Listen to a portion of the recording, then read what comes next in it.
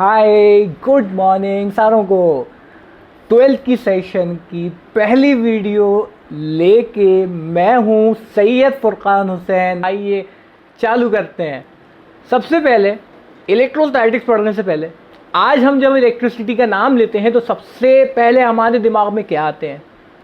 पंखे, ये lights, fans, coolers, AC, mobile. Sir उसके बगैर तो sir no life, no mobile no life. हाँ बिल्कुल सही। उसके बाद कंप्यूटर्स, टीवीज़, बहुत सारी चीज़ें। ठीक है ना? ये ठीक। लेकिन जब हम बात करते हैं इलेक्ट्रिकल डिवाइसेस की तो दो मेन इलेक्ट्रिकल डिवाइसेस हैं जिसके बगैर इलेक्ट्रिसिटी का जो भी अप्लायंस है उसका कोई तसव्वुर नहीं होता। वो दो बेसिक अप्लायंसेस जो आपके सामने हैं वो हैं, एक है मोटर और एक है जनरेटर। ये दोनों की दोनों डिवाइसेस बेसिक काम करती हैं इलेक्ट्रोमैग्नेटिक फेनोमेना पे, जिसे हम कहते हैं फिजिक्स की ब्रांच इलेक्ट्रोमैग्नेटिज्म।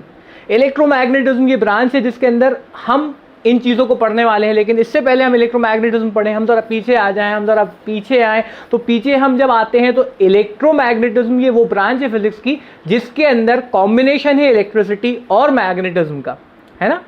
तो इलेक्ट्रोमैग्नेटिज्म पढ़ने के लिए पहले हमको इलेक्ट्रिसिटी पढ़ना पड़ेगी और फिर हम पढ़ेंगे मैग्नेटिज्म। इलेक्ट्रिसिटी पढ़ने के लिए भाई सबसे बेसिक बात पे आए। अब हम आपको जब हम इलेक्ट्रिसिटी कहते हैं तो आप क्या समझते हैं? इलेक्ट्रिसिटी से क्या समझ में आता है? सर इलेक्ट्रिसिटी वो एनर्जी है जो हमारे घरों पे पंखे चला रही है, सर लाइट चला रही है, सर कंप्यूटर्स चला रही है, टीवी चला रही है, सर एसी भी चला रही है, सर गर्मी बहुत हो गई है आजकल। आपका कहना बिल्कुल सही है, इलेक्ट्रिसिटी ये एनर्जी है। लेकिन इलेक्ट्रिसिटी का आगाज़ कैसे हुआ? इलेक्ट्रिसिटी इस दुनिया में कदम कैसे रखा? आइए समझते हैं। तो भाई जब हम बात करेंगे इलेक्ट्रिसिटी की तो ये जान लीजिए कि इलेक्ट्रिसिटी कोई आजकल की नहीं है। ज़्यादातर जो इन्वेंशंस, जो डिस्कवरीज हुई हैं वो अबाउट 200 ईयर्स के अंदर हुई हैं। फिजिक्स के अंदर जो बेसिक रेवोल्यूशन आया है वो बेसिक रेवोल्यूशन 19th सेंचुरी के बाद आया है ना?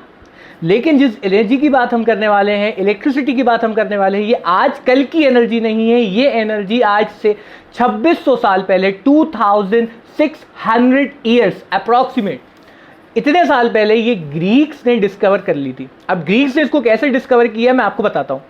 ग्रीक्स ने ये देखा, इलेक्ट्रिसिटी ये नहीं थी कि जब ये बनी तब पंखे चल गए। नहीं नहीं नहीं नहीं नहीं भाई, इलेक्ट्रिसिटी का अभी वजूद कैसे हुआ?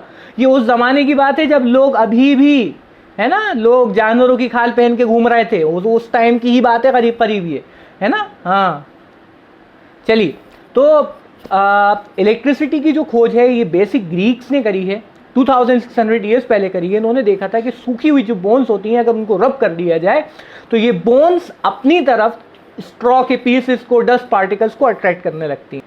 एक साइंटिस्ट आया जिस साइंटिस्ट का नाम था विलियम गिलबर्ट। विलियम गिलबर्ट ये वो साइंटिस्ट है जिसने इलेक्ट्रिसिटी का नाम दिया। ग्रीक्स ने फेनोमेना देखा था, उसका कोई नाम नहीं था। इलेक्ट्रिसिटी का जो नाम दिया गया है, इलेक्ट्रिसिटी का जो वर्ड है जिसने इस वर्ड को इन्वेंट किया है वो है विलियम गिलबर्ट। कई लोग कहते हैं Benjamin Franklin, but it is not Benjamin Franklin. Keep that in mind, the word electricity was discovered by the scientist name William Gilbert. तो विलियम गिलबर्ट वो साइंटिस्ट है जिसने पहली दफा इलेक्ट्रिसिटी को इलेक्ट्रिसिटी का नाम दिया। इलेक्ट्रिसिटी का नाम विलियम गिलबर्ट ने किस बेसिस पे दिया ये समझे। अब आप, इलेक्ट्रिसिटी जो थी अब तक विलियम गिलबर्ट ने भी यही देखा कि कुछ चीज़ें ऐसी हैं जब उनको रब किया जाएगा किसी दूसरे मटेरियल से तो ये चीज़ें दूसरे मटेरियल को, छोटे छोटे पीसेस ऑफ पेपर को, डस्ट पार्टिकल को, स्ट्रॉ के पीसेस को अपनी तरफ अट्रैक्ट करने लगती हैं। तो विलियम गिलबर्ट ने इस चीज़ का नाम दिया है इलेक्ट्रिसिटी। अगर हम विलियम गिलबर्ट की सोच देखें कि विलियम गिलबर्ट ने क्या सोच के इसका नाम दिया है, इलेक्ट्रिसिटी की डेफिनेशन विलियम गिलबर्ट के हिसाब से क्या होगी, तो यही जवाब आएगा कि इलेक्ट्रिसिटी की जो डेफिनेशन है वो ये है कि इलेक्ट्रिसिटी वो प्रॉपर्टी है जो कि एक बॉडी पे जब इंड्यूस होती है तो वो बॉडी दूसरी बॉडीज को अपनी तरफ अट्रैक्ट करने लगती है। समझे क्या है इलेक्ट्रिसिटी? इलेक्ट्रिसिटी वो प्रॉपर्टी है कि जब किसी बॉडी पे ये इंड्यूस होगी तो इस बॉडी पे दूसरे बॉडीज अट्रैक्ट होने लगेंगे, है ना? तो इंग्लिश में बोल रहा हूं, लिख लीजिए। Electricity is the form of energy due to which a substance gets the property of attracting other substances। तो भाई डेफिनेशन आपने लिख ली होगी कि इलेक्ट्रिसिटी वो एनर्जी है जिस एनर्जी को जब एक बॉडी प्राप्त कर लेती है तो ये बॉडी दूसरी बॉडीज को अपनी तरफ अट्रैक्ट करने लगती है। ये है इसकी डेफिनेशन। बात को आगे लेके चलते हैं। अब इलेक्ट्रिसिटी के बारे में जब हम छोटे थे, बचपन से अब तक का जो सफ़र हमने तय किया है उसके बेसिस पे हम इलेक्ट्रिसिटी को समझते हैं। कुछ ना कुछ हम सब ने, चाहे वो मैं हूँ चाहे वो आप हैं, हम सब ने कुछ ना कुछ इलेक्ट्रिसिटी के बारे में देखा है। अब हमने क्या देखा है या हमने क्या डे टू डे एक्सपीरियंसेस किए हैं, ये हम और आप मिलके आज ज़रा बात कर लेते हैं। सर, एक कंडीशन तो हमने ये देखी थी कि जब हम सर्दियों के अंदर जो कपड़े पहनते हैं, जब उन कपड़ों को उतारते हैं तो उनमें से सर कुछ आवाज़ें आती हैं और अंधेरे में उतारें तो छोटे छोटे स्पार्क्स भी देखने को मिल जाते हैं। 1 2 सर, एक और चीज़ हमने देखी सर कि जब हम छोटे थे हम एक गेम खेलते थे। आपने शायद ये नहीं खेला होगा, आप इंस्टाग्राम की जनरेशन वाले हैं। मैंने ये गेम खेला है कि एक बंदे को हम एक प्लास्टिक की चेयर पे बिठा देते थे और फिर उस चेयर के पीछे एक कपड़े से मारते थे और फिर रैंडमली उस बंदे को छूते थे। तो उस रैंडमली छूने के अंदर क्या होता था कि एक स्पार्क की आवाज़ और स्पार्क का देखना, ये दोनों हल्का सा महसूस होता था। ये 2 कंडीशन हो गई। तीसरी कंडीशन, मैंने एक जादू पर्सनली बहुत किया है। आपने किया है कि नहीं किया मुझे नहीं पता। अगर आपने नहीं किया तो आप अब भी कर सकते हैं, इसमें कोई, अभी आपका बचपन ही चल रहा है। You are not entered in your bachpan, you have your bachpan. हाँ, तो आप अगर देखें कि अपने हेयर्स के ऊपर एक स्केल को रब करें प्लास्टिक के, या फिर आप कॉम को रब करें और फिर आप देखें कि अगर उस कॉम को हम स्मॉल बिट्स ऑफ पेपर के पास लेके आएंगे, डस्ट पार्टिकल के पास लेके आएंगे, स्ट्रॉ के पीस के पास लेके आएंगे, तो ये कॉम, ये स्केल उनको अपनी तरफ आकर्षित करने लगेगा, अट्रैक्ट करने लगेगा, ये उसकी तरफ खिंचे चले आएंगे। है ना, तूने बुलाया मैं चला आया। ठीक, आप बाकायदा ये कह सकते हैं अपने छोटे भाई बहन से कि दिस इज जादू, है ना। बड़े से मत कहना या उससे मत कहना जिसे फिजिक्स आती हो। हाँ, कह सकते हैं बिल्कुल। कंडीशन, सर वो बचपन में हमने वो बिजली भी देखी है ना। ये 4-5 चीज़ें और बहुत सारी चीज़ें आपने देखी होंगी। ये गिनती की 4-5 चीज़ें हैं जो डे टू डे लाइफ के अंदर हम ये देखते ही रहते हैं। ये कोई बड़ी बातें नहीं है। अब ज़रा बात समझिए आप कि ये चीज़ें इलेक्ट्रिसिटी हैं। ये इलेक्ट्रिसिटी की खोज जब शुरुआत हुई है तो शुरुआत यहीं से हुई है।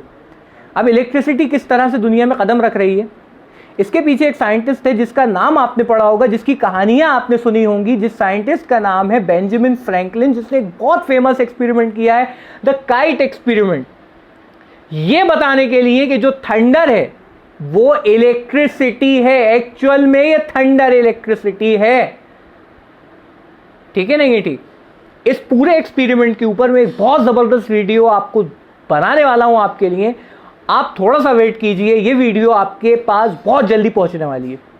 ठीक है, तो इस पूरे के पूरे एक्सपेरिमेंट पे एक वीडियो बना देता हूं, बहुत ज़बरदस्त वीडियो बनाता हूं। आप देखिएगा ये वीडियो कैसी है। ठीक, अब हम इस बात को आगे लेके चलते हैं कि इलेक्ट्रिसिटी जो अब तक दुनिया ने समझी, जो विलियम गिलबर्ट बता के गया, वो ये बता के गया कि ये तो एक फॉर्म ऑफ एनर्जी है जो कि दूसरी बॉडी को अपनी तरफ अट्रैक्ट करती है। ये जो साइंटिस्ट था, जिस साइंटिस्ट ने बताया कि थंडर, ये जो लाइटनिंग है, ये जो बिजली है, ये बिजली सिर्फ और सिर्फ चार्ज है। ये इस साइंटिस्ट ने बताया। किसने बताया? बेंजामिन फ्रैंकलिन ने बताया। छोटा मोटा साइंटिस्ट नहीं है, बहुत बड़ा साइंटिस्ट है। इस साइंटिस्ट ने आगे लेके गया ये इस चीज को। कैसे लेके गया बताता हूं मैं आपको। जो हमारा साइंटिस्ट था जिसका नाम हम कह रहे हैं बेंजामिन फ्रैंकलिन विलियम गिलबर्ट की खोज को आगे लेके जाते हैं।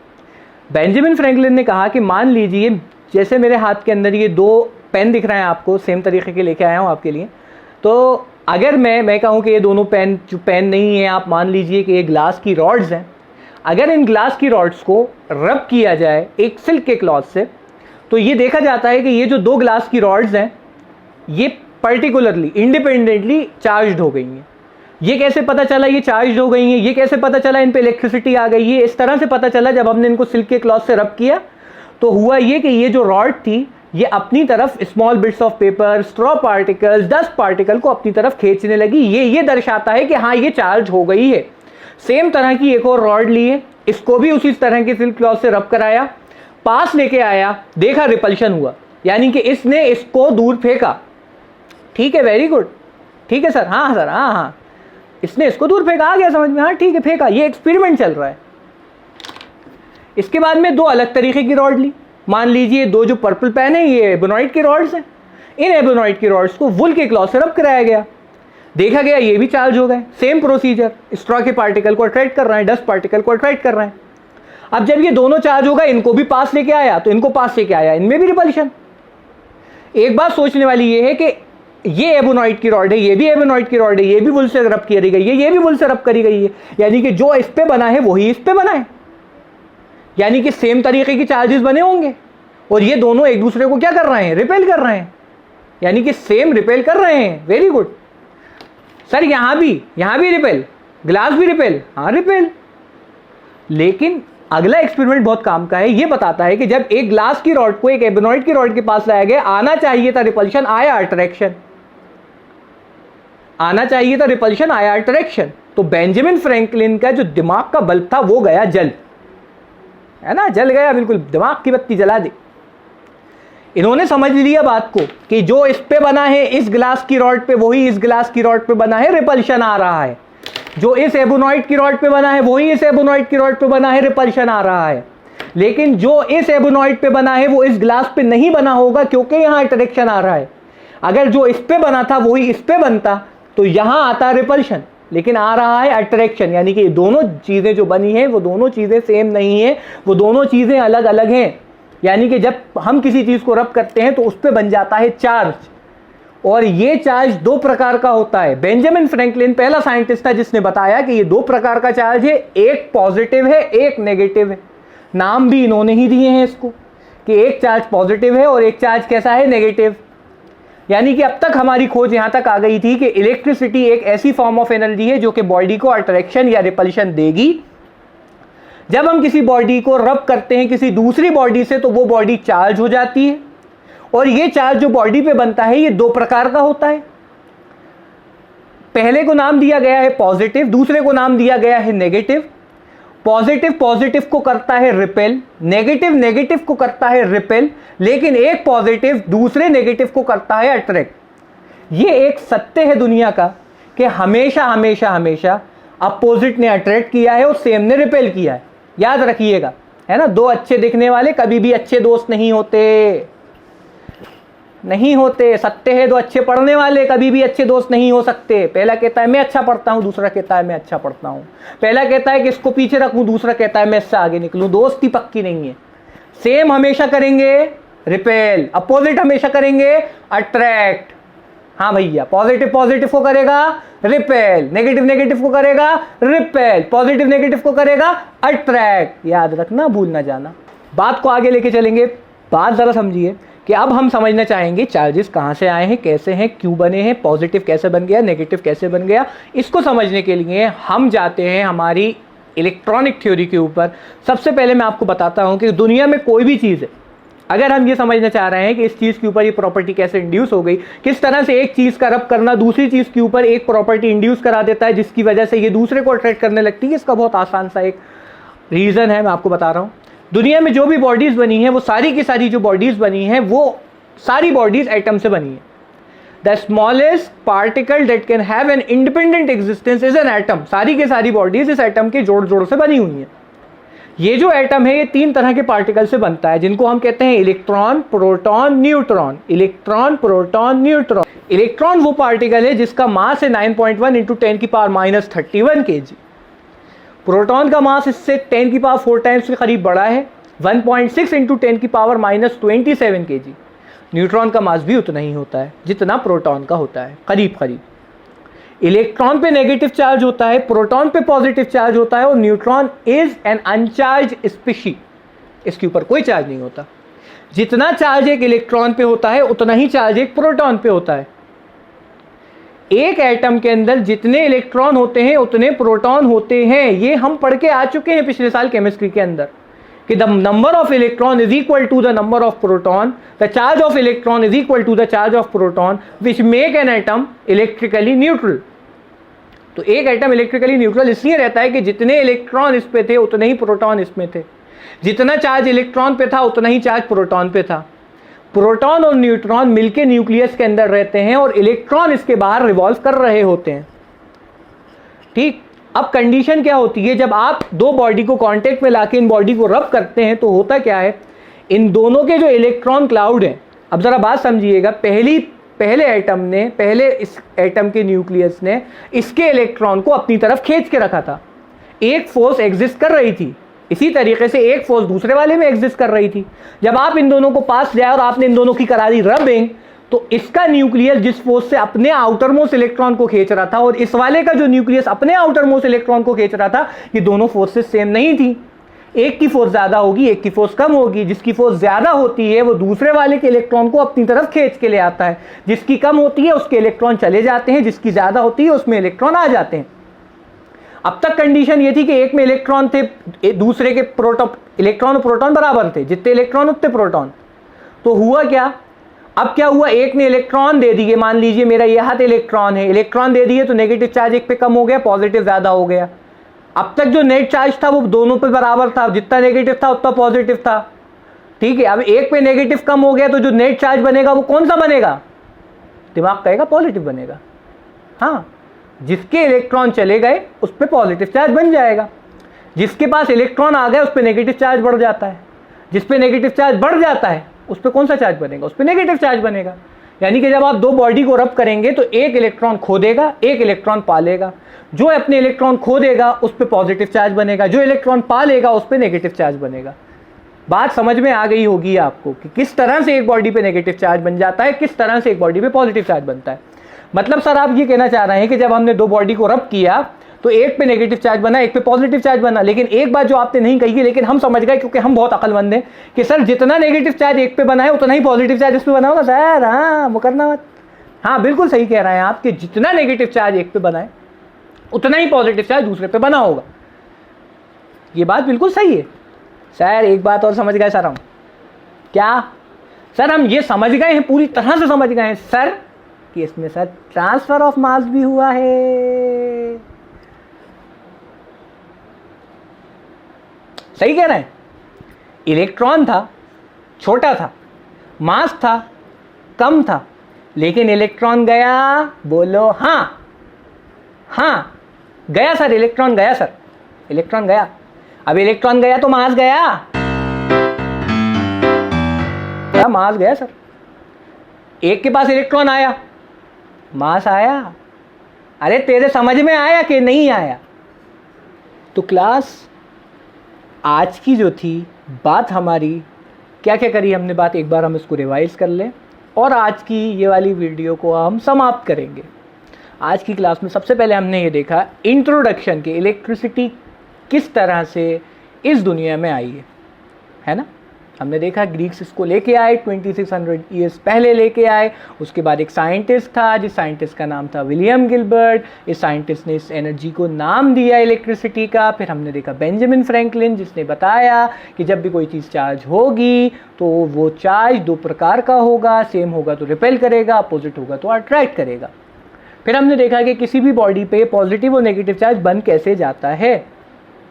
यहाँ तक कि ये 4 बातें हमने इस वीडियो के अंदर निपटा दी।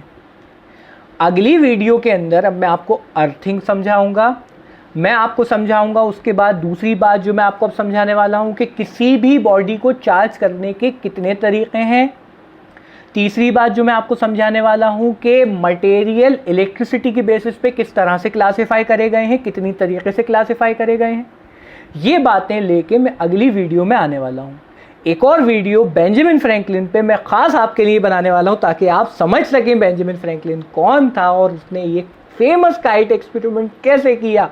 तो भाई अगर आपको ये वीडियो अच्छी लगी है तो सपोर्ट दिखाएं, चैनल को सब्सक्राइब करें, वीडियो को लाइक करें और सिर्फ खुद अपने पास ये ज्ञान ना रखें, दूसरों को भी ये ज्ञान शेयर करें। तो भाई please share this video, subscribe to this channel and please hit the bell icon so that you would be able to access the next video. Keep watching.